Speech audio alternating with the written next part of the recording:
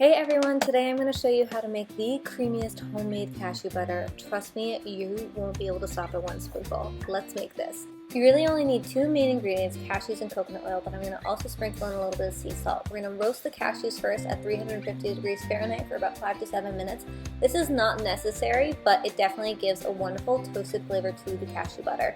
We're just going to add our cashews into a large food processor along with the rest of the ingredients, and now we're going to begin to blend.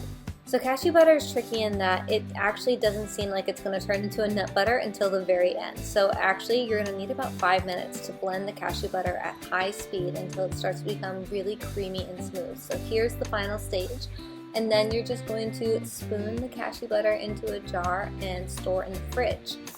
Just look at how creamy and smooth that cashew butter is, and I'm also going to link my food processor down below in the description box, as well as the ingredient measurements for this cashew butter. It will be found in the link to the recipe in the description box. This cashew butter is amazing just as is, but you can also use it on toast, in smoothie bowls, on top of oatmeal, on ice cream, even for recipes. Making your own cashew butter can be cheaper than buying in store, and it's actually just so easy and just tastes wonderful. I love the taste of homemade nut butter.